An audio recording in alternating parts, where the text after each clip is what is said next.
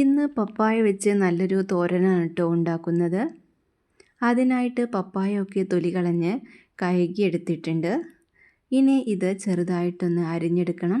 ഞാൻ ഈ രീതിയിലാണ് അരിഞ്ഞെടുത്തിട്ടുള്ളത്. ഇനി ഇതിലേക്ക് തേങ്ങയും പച്ചമുളകും ഉപ്പും ചേർത്ത് ഒന്ന് ചതച്ചെടുക്കാം.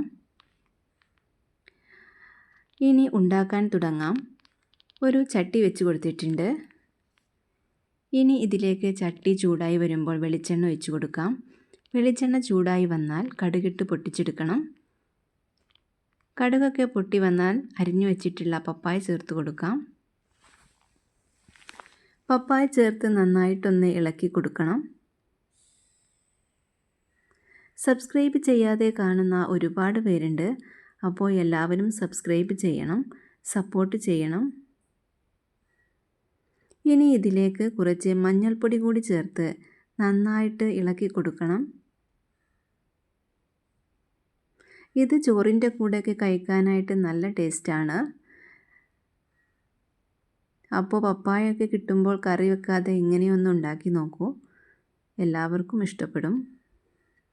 ഇനി ഇതിലേക്ക് ചതച്ച് വെച്ചിട്ടുള്ള തേങ്ങ ചേർത്ത് കൊടുക്കാം. അതും കൂടി ചേർത്ത് നന്നായിട്ട് ഇളക്കി കൊടുക്കാം. ഇനി ഇത് മൂടി വെച്ച് വേവിച്ചെടുക്കണം. കുറച്ച് സമയത്തിന് ശേഷം നമ്മുടെ പപ്പായത്തോരൻ ഇവിടെ റെഡി ആയിട്ടുണ്ട്. ഇനി നന്നായിട്ട് ഇളക്കി കൊടുക്കാം. അപ്പോൾ നല്ല രുചികരമായിട്ടുള്ള പപ്പായത്തോരൻ ഇവിടെ റെഡിയാണ്. അപ്പോൾ ഇഷ്ടപ്പെട്ട എല്ലാവരും സബ്സ്ക്രൈബ് ചെയ്യണം, സപ്പോർട്ട് ചെയ്യാനും മറക്കരുത്. അപ്പോൾ അടുത്തൊരു വീഡിയോയിൽ കാണാം.